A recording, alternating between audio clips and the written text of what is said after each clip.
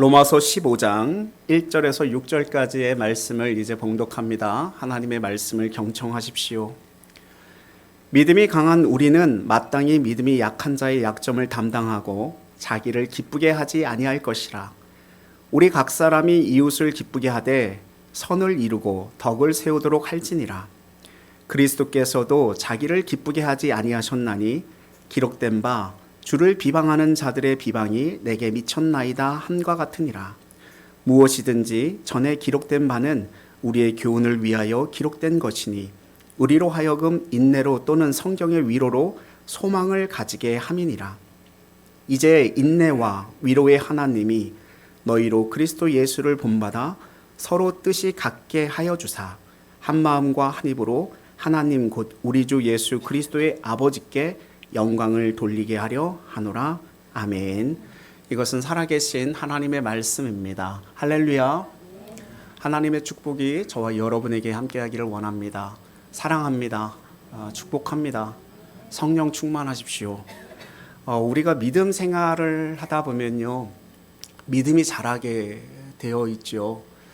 그래서 그 믿음이 자란 그 사람을 보고 믿음이 좋다, 믿음이 강하다, 이런 표현들을 하게 되는데, 오늘 본문은 믿음이 자라면서 강한 믿음이 된다라고 하는 것은 어떤 것인지, 믿음이 강한 사람은 어떤 태도와 어떤 모습을 보여야 하는 것인지, 그리고 믿음이 자람을 통해서 우리가 다른 사람들에게 어떤 본을 보여야 하는지에 대한 것을 말씀하고 있습니다.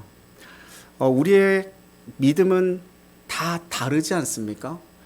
그러나 각자가 그 위치에서 믿음의 어떤 모습을 통하여서 그 믿음의 위치에서 해야 할 일들이 다 있다라고 하는 거예요.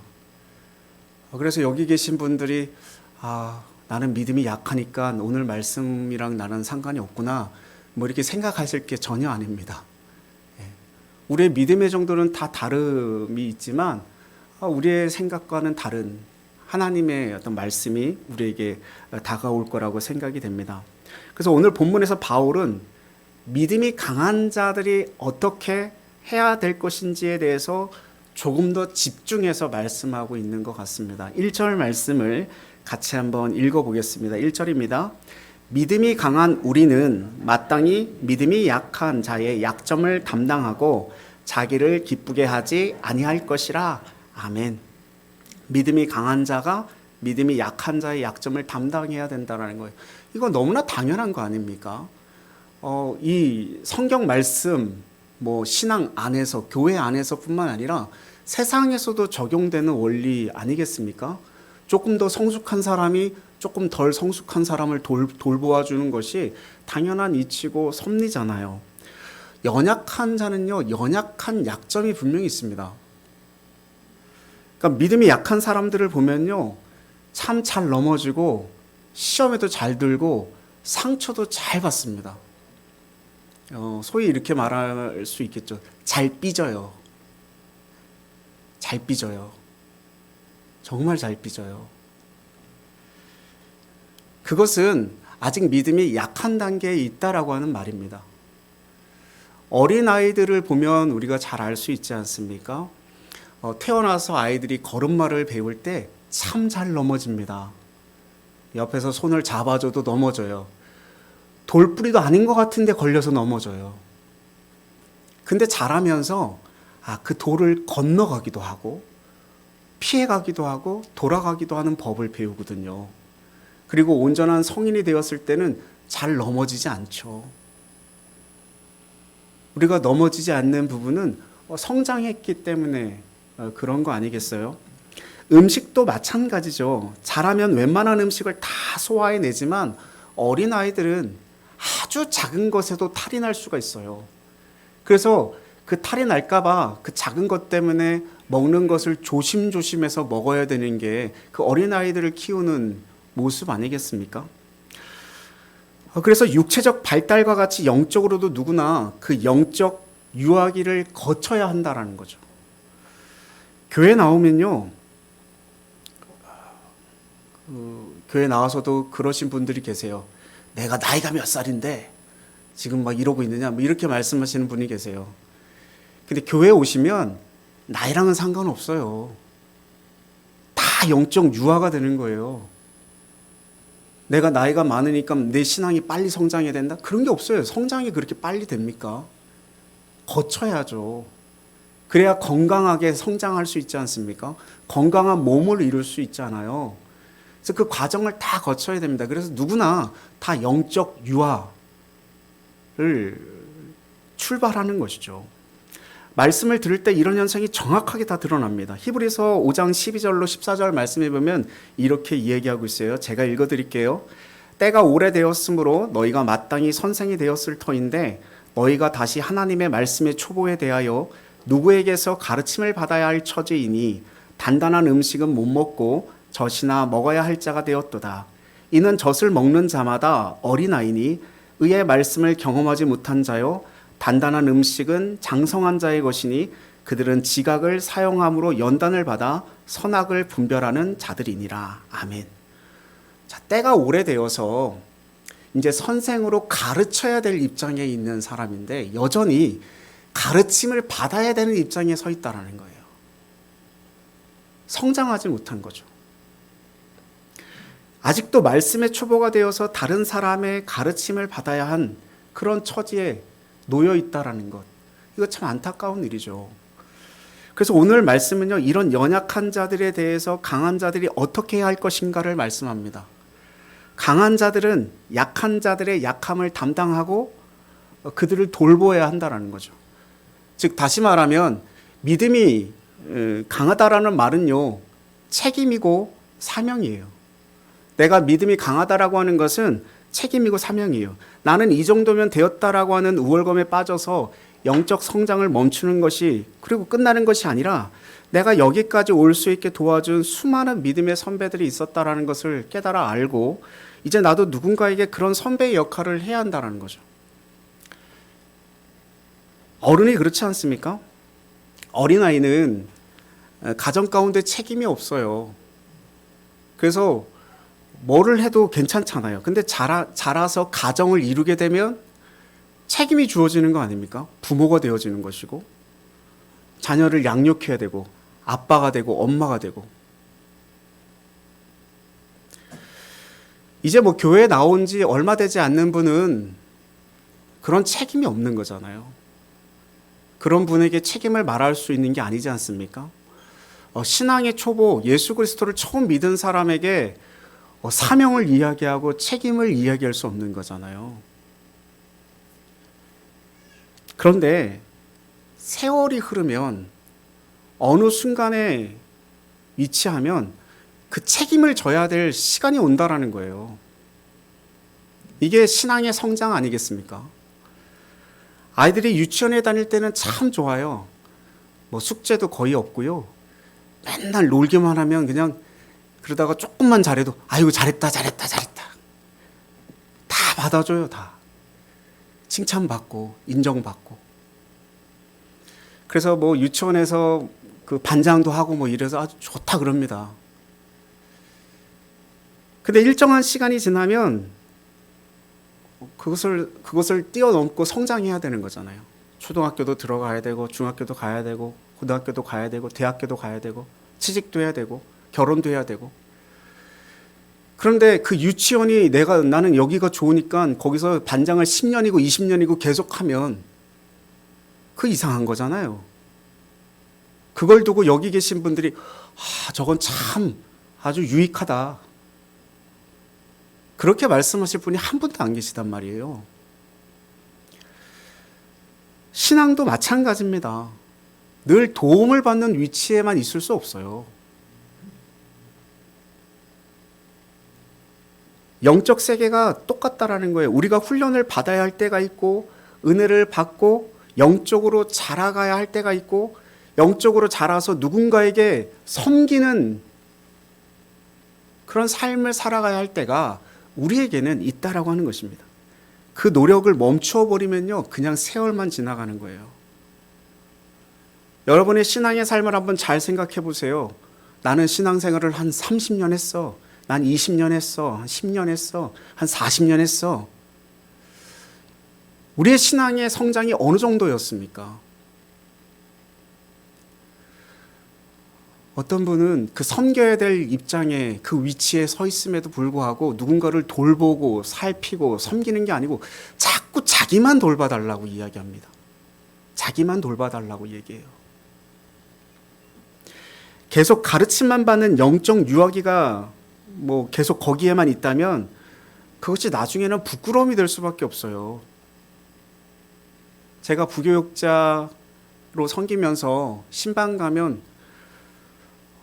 권사님들이 성경을 어디를 이렇게 제대로 필지를 못하는 거예요. 그리고 권사님들이 기도하는 것을 두려워하시는 거예요. 물론 기도 어렵습니다만 준비되지 못한 거죠. 그 기간 가운데 신앙이 성장해야 될 그 시간 가운데 그냥 멈춰져 있었던 거예요. 그럼 제가 지금 권면드리기를 분명히 이 시간 가운데 그냥 이대로 그냥 신앙생활을 하시는 분은요, 1년이 지나고 2년이 지나고 3년이 지나고 5년이 지나고 또 10년이 지나면 그 상태 그대로 멈춰져 있어요. 시간이 지난다고 우리의 신앙이 그냥 막 성장하는 게 아니거든요.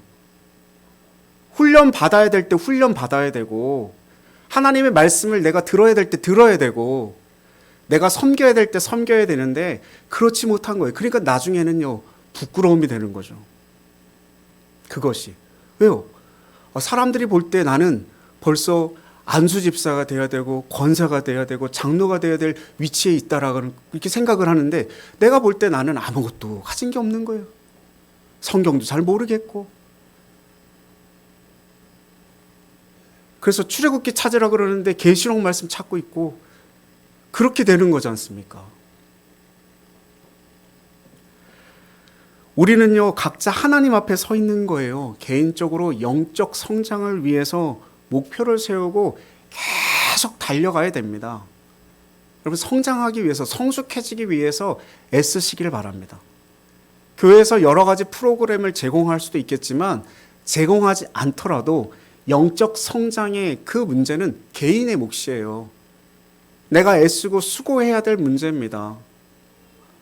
그리고 훈련의 목적은 아주 뚜렷해요. 1차적으로는 자신의 영적 성장을 위한 것이지만 그것을 통해서 다른 사람을 돕고 세우고 교회 공동체를 건강하게 세워가는 일에 모두 기여하는 겁니다.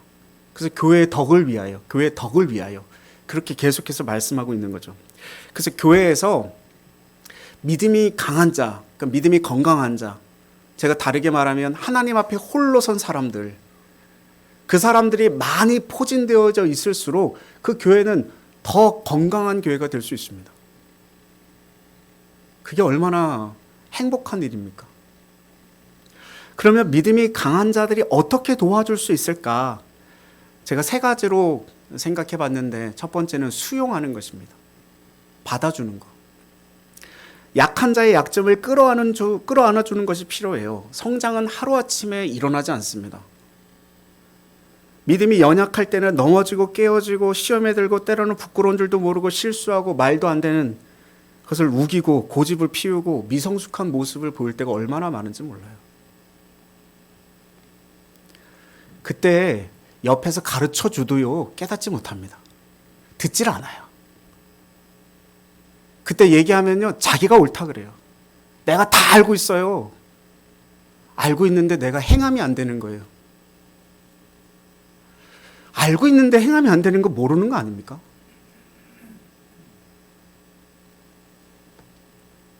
저도 다 그렇게 얘기할 수 있을 것 같습니다.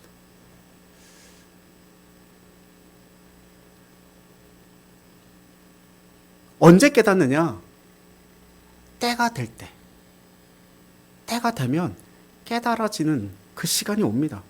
그래서 그때까지 시간이 필요한 거예요. 조금 전에 앞에 2번 왔다 갔다 했지 않습니까? 제 기분이 굉장히 언짢아요. 왜냐하면 뭐가 언짢냐면 여기에 예배에 집중할 수 없었어요. 사람들이 눈이 계속 여기 갔다가 여기로 왔어요. 또 사람이 여기로 할 때 또 여기로 왔다가 또 여기로 왔단 말이에요. 제가 다른 거는 다 찾는데 하나님의 말씀 앞에 집중하지 못하는 건 이 속에서 막 애가 타거든요. 근데 이거 말해도 안 되는 거예요. 때가 있어요. 그냥 기다리는 거죠.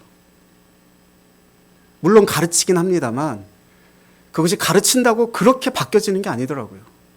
그냥 기다리는 거죠. 어떻게 하는 것이 옳은 것인지 깨달아지고 또 알아서 행할 수 있도록. 그래서 그걸 그냥 받아주는 거예요. 아, 저 사람의 믿음의 상태가, 저 사람의 믿음의 정도가 요 정도구나. 그러면 그걸 그냥 받아주는 거죠. 인정하는 거죠. 약한 자의 약점을 누가 감당하는 거예요? 믿음이 강한 사람이. 믿음이 강한 사람이. 그게 복음의 정신이에요. 로마서 5장 6절 말씀 한번 보십시오. 같이 한번 읽겠습니다. 로마서 5장 6절입니다. 우리가 아직 연약할 때에 기약대로 그리스도께서 경건하지 않은 자를 위하여 죽으셨도다. 아멘. 그러니까 그리스도가 우리를 위해 죽으실 때 우리의 상태는 어땠습니까? 아직 연약할 때라고 얘기해요. 우리가 연약할 때 예수 그리스도께서 우리를 위하여 죽으셨어요. 바로 이거 아니겠습니까? 믿음이 강한 사람들은 자기 믿음이 강한 것을 증명하는 것에 목표가 있지 않습니다. 연약한 자들을 수용하고 이해하는 데 있어요. 그게 믿음이 강한 사람들이잖아요. 가만히 돌아보면요, 우리의 모습이 그렇지 않습니까? 우리가 여기까지 온 것도 돌아보면요, 얼굴이 화끈거리는 일들이, 그런 부끄러운 일들이 얼마나 많았어요. 실수하고 잘못하는 게 얼마나 많았습니까? 저와 여러분이. 적어도 여러분은 아닐지라도 저는 그랬습니다. 그 많은 실수와 연약함과 허물을 누군가는 품어줬고, 누군가는 수용해줬고, 누군가는 이해해 주셨어요. 그래서 우리 공동체는요, 복음이 역사하는 공동체로 우리 교회 안에 와서 믿음이 연약한 상태로 여러 가지 연약함을 보일 때 성도님들이 그것을 받아주는 거예요. 수용해 주는 거예요. 그리고 그것을 이해하고 용납하는 은혜가 있을 때 그 성도들이 성장하게 될 줄 믿습니다. 자라게 될 줄 믿어요. 우리 자녀 키우는 게 다 그렇지 않습니까? 자녀 키우는 게 제 마음대로만 된다면 얼마나 좋겠어요. 근데 그렇게 안 돼요. 그렇잖아요. 내가 말하는 대로 자녀가 그렇게 양육되어지지 않아요. 그러면 어떻게 합니까? 받아야지. 수용해야지. 두 번째는 그래서 인내하는 것입니다. 오늘 5절 말씀, 본문 5절 말씀 같이 한번 읽겠습니다. 이제 인내와 위로의 하나님이 너희로 그리스도 예수를 본받아 서로 뜻이 같게 하여 주사. 아멘. 바울은요, 하나님이 우리를 위하여, 우리에 대하여서 몸소 보여주셨대요. 뭐를요? 인내와 위로를 보여주셨대요. 사실 하나님은 인내의 하나님이시지 않습니까? 하나님이 인내하지 않으셨더라면 우리는 지금 이 자리에 있을 수 없어요. 창세기의 말씀에 보면 노아의 방주가 그렇잖아요. 하나님은 참으셨어요. 몇 년간 참으셨습니까? 120년간 참으셨습니다. 예수 그리스도께서 이 땅에 오셔서 십자가에 죽으시고 부활하시고 승천하실 때까지 주님은 약속하셨어요. 내가 반드시 다시 오리라. 왜 오십니까? 심판하시기 위하여 오십니다. 근데 지금까지 그 심판이, 주님의 재림이 이루어지지 않고 있어요. 2000년이 넘는 시간 동안 그 재림의 지연이 계속 이루어지고 있는 것은 무엇입니까? 주님의 인내하심이죠. 참으심이에요. 계속해서 참으시는 거죠. 무엇보다 예수님은 제자들과 함께 하실 때 인내하셨습니다. 사복음서 말씀해 보면 얼마나 속이 타셨을까 싶습니다. 그렇게 예수님께서 말씀하시는데, 물론 저희는 지금 이 시대의 모든 말씀을 다 이해하고 나서 주님이 말씀하시니까 그렇다 그러지만, 그때 당시에는 예수님의 말씀을 이해하기가 참으로 어려운 시대이기도 했습니다. 근데 예수님은 계속 말씀하시는데 제자들은 다르게 행하고 다르게 이해하고 다른 말을 하고, 얼마나 답답하셨겠어요. 근데 주님은 끝까지 참고 인내하십니다. 바울은 우리에게 주님으로부터 배운 인내와 위로를 주변의 연약한 지체들에게 보이라고 말하는 거예요. 믿음이 강한 자가 약한 자를 기다려주라는 것입니다. 근데 그게 잘 안 돼요. 기다리는 게 말처럼 쉽지 않습니다. 인내하는 게 좀처럼 쉽지 않아요. 왜냐하면 내 마음과 다르니까. 우리는 다 이기적이어서 내가 생각하고 내가 행동하는 것이 옳다고 생각합니다. 그래서 이대로 안 되면 자꾸 말이 나가요. 인내하지 못하고 기다려주지 못하고. 근데 주님은 뭐라고 얘기하냐면 우리에 대해서 인내하신 것을 본받으라고 얘기하는 거예요. 본받으라고. 우리가 여러 훈련을 하지만 그런 것을 통해서 우리에게 만족스러운 성장이 일어나지 않을 때가 얼마나 많은지 모릅니다. 평가하고 싶고 결론을 내리고 싶잖아요. 판단하고 싶잖아요. 근데 그것을 유보하고 때로는 보기에 못마땅해도 주님의 인내를 배우며 기다려줄 때 그 안에서 하나님의 자녀들이 잘 성장하게 되어지는 것이죠. 여러분의 가정에서도 이것을 잘 적용하시길 바랍니다. 배우자가 내가 생각하는 것만큼 영적으로 자라지 않을 때가 있어요. 자녀들도 그렇게 자라지 않을 때가 있어요. 그러나 우리가 어떻게 해서 그 사람이 자랄 수 있는 것이 아닙니다. 잔소리로 되던가요? 안 됩니다. 잔소리만으로 되지 않아요. 배우자 가족의 인내가 필요한 거예요. 말씀으로 서로 가르치고 묵상하고 서로의 삶을 돌아보면서 계속 인내하는 게 필요한 겁니다. 저에게 어떤 분이 이렇게 질문하더라고요. 언제까지요? 라고 얘기하더라고요. 저도 모르겠습니다. 그때와 시는 하나님만이 아십니다. 저도 언제까지 그렇게 해야 되는지는 잘 모르겠습니다만 분명한 것은 주님은 우리에게 인내를 말씀하고 있다는 거죠. 왜요? 그것이 그리스도께서 우리에게 보여주신 모범이기 때문입니다.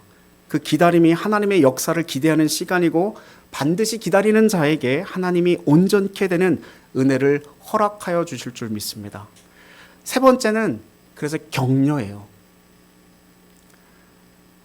수용하고 인내하고 격려하는 것. 연약한 사람들은요 쉽게 낙심합니다. 자신의 성장이 빨리 일어나지 않는다는 것 때문에 실망할 때가 많아요. 믿음이 쑥쑥 자라면 얼마나 좋겠어요. 그렇지 않습니까? 제가 이렇게 목회를 하면서 제 방에 있는 식물처럼 그렇게 자랐으면 좋겠어요. 신앙이, 믿음이. 걔네들은요 제가 일주일 동안 방을 비워도 잘 자라 있어요. 그냥 물만 주고, 제가 일주일에 물도 그렇게 자주 안 주거든요. 한두 번 정도 물 주고 햇빛을 보고 가끔 가다가 한 끼 한 번씩 시켜주는데 걔네들은 그렇게 잘 자라요.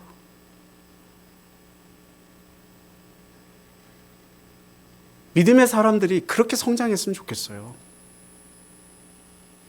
근데 그게 잘 안 되잖아요. 믿음의 자람이 우리의 생각처럼 우리가 말하는 것처럼 그렇게 잘 자랐으면 좋겠는데 그렇지 않을 때가 더 많습니다. 그래서 깊은 은혜를 체험한다라고 하는 것이 잘 안 될 수도 있는데 자꾸 실패를 자꾸 반복하다 보면 나중에는 포기하고 싶어지죠. 어떤 분은 간증, 정말 은혜가 넘쳐서 간증을 하고 나왔는데 여러분 항상 신앙의 일에는요 반대되는 그런 시험들과 유혹들이 있어요. 그래서 너무 은혜가 넘쳐서 간증을 하고 나왔는데 그 시험 드는 일 때문에 그냥 은혜가 확 떨어지는 일들이 있을 수 있다니까요. 그러면 자책하면서 절망하는 거죠. 근데 그 길 가운데 그런 신앙의 절망과 낙심 가운데 누군가가 격려해 주면 힘이 나는 거예요.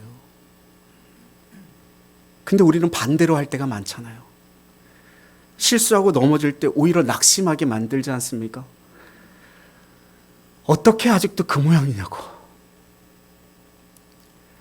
아니 그렇게 가르치고 그렇게 예배드리고 그렇게 성경 말씀을 그렇게 많이 읽었으면 이 정도는 돼야 되지 않아요? 이 정도 성장해야 되지 않아요? 이 정도 일은 해야 되지 않아요? 뭐 이렇게 말하기 일쑤죠. 그렇게 정죄하고 판단한다면 그 사람은 무너지고 말겠죠. 요한복음 21장에 주님께서는 그 실패한 제자들에게 그 디베라 바닷가에 찾아가십니다. 찾아가셔서 그들에게 그물을 내리라 하시고 그물로 고기를 잡게 하시고 그 해변가에서 숯불을 지피시고 떡을 굽고 잡아온 물고기를 구워서 그 제자들에게 이렇게 말씀하셔요. 와서 조반을 먹어라. 예전에 제가 크게 잘못한 것 같진 않은데 뭔가 좀 부모님께 뭔가 좀 석연찮은 부분이 있어서 혼날 뻔했었던 적이 있었는데 저희 부모님이 아무 말씀 안 하시더라고요. 그냥 같이 밥을 먹었어요. 이렇게. 그러고 밥 먹고 나서 저는 한 소리 들을 줄 알았거든요. 근데 밥만 먹고 그리고 또 그냥 헤어졌어요. 저는 그게 그렇게 위로가 되고 격려가 돼요. 그러니까 잘못을 지적하지 않고 말하지 않았을 때 주님은 아무 말씀하지 않으셨어요. 그냥 와서 먹어라. 새 힘을 공급하실, 위로하시고 새롭게 일할 수 있도록. 우리 공동체 안에서 우리는 주님이 우리에게 하셨던 것처럼 믿음의 길을 걷는 사람들에게 날마다 격려해 주어야 됩니다.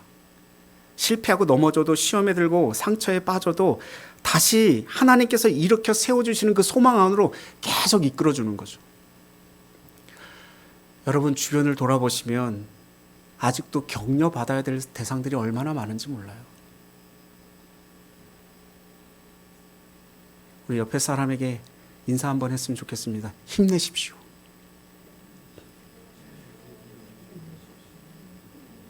한 번 더 인사했으면 좋겠어요. 잘하고 계십니다.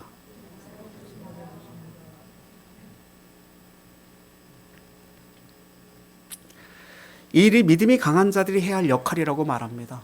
그리고 바울은 강한 자들, 믿음이 강한 자들이 이웃을 기쁘게 해야 된다는 거예요. 1절 하반절에 자기를 기쁘게 하지 아니할 것이라 라고 말하고 2절에 이렇게 말씀하고 있어요. 같이 한번 읽겠습니다. 우리 각 사람이 이웃을 기쁘게 하되 선을 이루고 덕을 세우도록 할지니라. 아멘. 자, 세상은 강함이라고 하는 것이 무엇이냐면 자기를 자랑하는 거예요. 그리고 다른 사람 위에 군림하는 것입니다. 그게 강함이에요. 우리는 자신에게 강함이 있으면 그것으로 나와 너는 다르다. 자신을 구별하면서 자신을 돋보이게 할 때가 너무 많잖아요. 제가 일부 예배 때도 얘기했었는데 그 독일 사람이 우리나라 와서 깜짝 놀랐답니다. 뭐 때문에 깜짝 놀랐냐면 벤츠가 이렇게 많이냐고. 근데 독일 사람이 이야기하기를 독일에서도 벤츠는 부자들만 탄대요. 근데 전 세계에서 벤츠가 가장 많이 팔리는 나라가 중국이고 2위가 우리나라랍니다. 아니 한국에 부자가 이렇게 많냐고. 제가 봤을 때 그건 아닌 것 같아요. 뭐 카푸어라고 하는 사람들도 있는데 뭔가 자동차라고 하는 게 자기의 어떤 위신을 나타내는 그런 도구로 사용되다 보니 자꾸 좋은 차 뭐 이렇게 되어지는 거겠죠. 근데 보십시오. 자신의 강함을 자랑하는 사람은 그것이 약함이 됩니다. 그게 부끄러움이 돼요. 남보다 나은 것이 있다면 그것이 자랑하라고 주신 것이 아니고 섬기라고 주신 거예요. 그래서 사도 바울은 믿음이 강한 자가 책임이고 사명이라고 이야기한 것입니다. 책임 있는 자리에서 우리의 자랑을 내세울 것이 아니라는 거예요. 우리를 그 섬기는 자로 부르신 것이죠. 그래서 성숙의 중요한 기준이 무엇이냐면 자기를 기쁘게 하지 않는 것입니다. 믿음은 나를 위해서가 아니라 이웃을 위해서 이웃의 어떤 기쁘게 하는 태도의 변화를 일으키게 한다는 것입니다. 근데 제성 중에 특징 중 하나는 무엇이냐면 어떻게 하면 자기를 기쁘게 하고 행복하게 할까는 이기심으로부터 나온다는 거죠. 자기의 유익을 구하고 자기를 자랑하고 자기를 사랑하고 자기만을 위해서 살아가고 자기 세계에서 빠져나오지 못하라는 거예요. 무엇이 부족해서 불행한 것이 아니고 나만의 기쁨을 챙기려고 하기 때문에 불행한 삶을 산다라는 것입니다. 나에게 집중하는 관심은요, 다른 사람에게 옮겨가는 이 작업이 결국 우리 신앙의 성숙을 향해 달려가는 길입니다. 어떤 분은 그렇게 얘기해요. 우리 자신을 기쁘게 하는 삶을 살지 않고 다른 사람을 기쁘게 하는 삶을 살아가면 우리 자신은 없어지는 게 아닌가, 그렇게 말씀하실 수도 있습니다. 그러나 정말 기쁨의 삶을 살려면 나를 위해서가 아니고 다른 사람을 위해 살아야 기쁨이 주어진다라고 하는 것입니다. 이게 하나님의 원리예요. 빌립보서 2장 4절 말씀에 이렇게 말씀합니다. 같이 한번 읽어보겠습니다. 각각 자기 일을 돌볼 뿐더러 또한 각각 다른 사람들의 일을 돌보아 나의 기쁨을 충만하게 하라. 아멘. 다른 사람의 일을 돌아보아 나의 기쁨을 충만하게 하라는 거예요. 충만하게. 먼저는 우리는 예수 그리스도의 우선 두는 삶을 살아야 되겠죠. 그 다음은 다른 사람들을 기쁘게 하는 삶을 살아야 됩니다. 그리고 그 다음이 나 자신을 돌아보는 그런 시간이어야 합니다. 근데 우리는 이걸 거꾸로 할 때가 너무 많은 거죠. 자기 자신을 먼저 챙기고 나를 기쁘게 하려고 애를 씁니다. 그러면 기쁨이 오지 않는다라는 거예요. 우리는 행복하게 살기를 원하지만 어떻게 하면 행복해지는지를 잘 모릅니다. 자기만을 기쁘게 하려고 하다 보니 마치 밑 빠진 독에 그 물을 붓는 것처럼 계속해서 불행하다. 바울은 우리에게 성숙한 삶이라고 하는 것은 그리스도를 닮는 것이고 그리스도를 닮는 삶이 무엇인지를 3절에서 말씀해 주고 있어요. 3절도 보십시오. 같이 한번 읽습니다. 그리스도께서는 자기를 기쁘게 하지 아니하셨나니 기록된 바 주를 비방하는 자들의 비방이 내게 미쳤나이다 함과 같으니라. 아멘. 우리 삶의 모델은 누구십니까? 예수 그리스도. 그렇죠. 예. 그분처럼 살아가는 것은 불가능할지도 몰라요.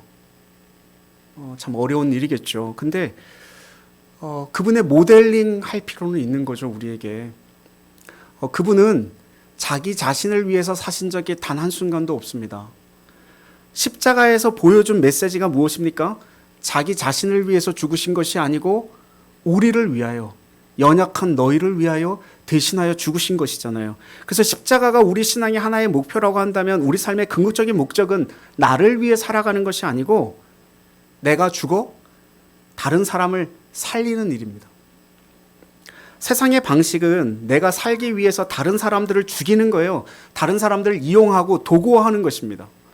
그러나 십자가는 다른 사람을 위해서 내가 죽는 거예요. 여러분 자꾸 시험에 들고 상처 속에 살아가십니까? 그러면 십자가와 반대되고 있는 삶을 살아가고 있는지 모릅니다. 남들이 나보다 나은 것을 못 보는 거예요. 그래서 상대를 죽여서 나를 살리고자 하는 것이죠. 그런데 십자가는 나를 죽여서 다른 사람을 살리는 일에 우리 삶을 드리는 것입니다. 여러분 그 십자가를 붙드셨으면 좋겠습니다. 십자가 놓치면요 우리는 아무것도 아니에요. 우리의 신앙의 껍데기만 남는 거 아니겠습니까? 예수 그리스도의 십자가를 놓치게 되면. 왜 우리가 훈련받고 영적으로 자라야 돼요? 그 목적은 분명해요. 예수 그리스도의 십자가의 원리, 그것을 우리에게 보여줍니다. 나를 통해 다른 사람을 돋보이게 하고 성장하게 하고 다른 사람을 유익하게 하기 위해서 우리가 자라가는 거죠. 제가 많은 부부들 만나보면요 자꾸 자기 배우자를 깎아내리는 분들이 계세요. 물론 진짜 그럴 수도 있겠지만 그것이 결코 덕이 되지 않습니다. 왜요? 자기 자신을 깎아내리는 거잖아요. 그런 사람과 살고 있는 나 더 높여줘야죠. 존중해주고 귀하게 여기고 내 배우자를, 내 사랑하는 사람을.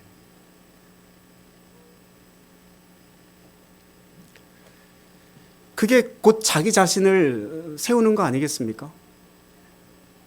그래서 현숙한 여인은요 남편을 잘 세워주는 그런 여인이에요.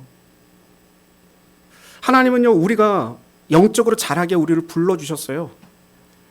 그래서 제가 권면되기는 5년 이상 이렇게 믿음 생활을 하신 분이면 예빈아 저 뒤로 가. 예빈아 저 뒤로 가. 기다려줘야 돼요. 우리 예빈이는 기다려줘야 되는 대상입니다.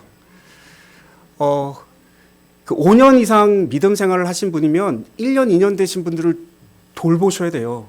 인내하시고 또 수용하시고 격려하시고 배려해야 됩니다. 만약에 내가 10년 이상 신앙생활을 했다 그러면 5년 이상 되신 분들을 또 돌보셔야 돼요. 섬겨야 됩니다. 저는 지금 여기 계신 분들이 나는 그래도 적어도 어릴 때부터 지금까지 10년 이상의 신앙생활을 해왔어 라고 하는 분들이라면 그 약함을 담당해줄 장성한 분량에 이르는 그런 분들이 되시기를 주님의 이름으로 축원드립니다. 우리가 그 역할을 해야 되지 않습니까? 그것이 책임이고 사명이에요. 공동체 안에 보면 믿음이 강한 자들이 그것을 자만하고 자랑하고 다른 사람들을 기죽이고 힘들게 하는 도구로 사용할 때가 참으로 많거든요. 여러분, 믿음이 연약한 자의 위치에서 누군가의 도움의 손길을 필요로 하는 분들이 아직 너무나 많습니다. 저와 여러분이 그런 도움의 손길을 주는 자들이 되었으면 좋겠습니다. 믿음의 강한 자들이 다 되시기를 바랍니다. 그래서 누군가를 도와주는 거예요. 누군가를 섬기는 거예요. 그것이 믿음의 길을 걸어간 사람의 책임이에요. 먼저 믿었기에.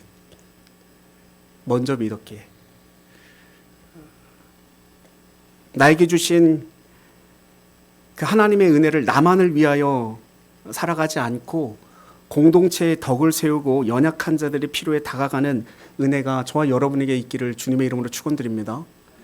연약한 자들의 약함을 감당해주고 그 연약함에서 벗어나도록 도와주는 하나님의 사람들이 제가 소원하기는 구름대처럼 일어나기를 주님의 이름으로 축복합니다. 그래서 우리 공동체 전체가 믿음이 연약한 자와 강한 자가 함께 모여서 아름다운 조합과 연합으로 하나님의 아름다운 공동체로 더욱 견고해지는 은혜가 있기를 주님의 이름으로 축원드립니다. 기도하겠습니다. 우리의 소망이 되시는 하나님 아버지, 출신이 다르고 상황이 다르고 처지가 다른 우리들을 이 한 공동체를 불러주셔서 또 함께 신앙생활을 할 수 있도록 인도하신 은혜를 감사드립니다. 우리의 믿음의 자리는 각자가 다 다르지만 믿음이 강한 자가 약한 자를 그 약점을 담당하라 말씀하십니다. 믿음이 연약한 자를 수용하고 인내하며 격려하는 은혜를 우리에게 허락하여 주시옵소서. 우리에게 잘 안 되지만 그래도 또 한 번 도전하고 또 한 번 참고 또 한 번 수용하고 계속해서 격려하고 또 칭찬하고 배려하는 마음을 허락하여 주시옵소서. 나를 기쁘게 하는 삶이 아니라 먼저는 예수 그리스도요 그리고 다른 사람을 기쁘게 하는 신앙의 삶이 되게 하옵소서. 우리에게 허락하신 하나님의 은혜와 사랑을 교회 공동체의 덕을 세우고 연약한 자들의 필요에 다가서는 아름다운 연합으로 하나님의 공동체가 더욱더 견고해지는 은혜를 베풀어 주시옵소서. 감사드리며 예수님의 이름으로 기도하옵나이다. 아멘.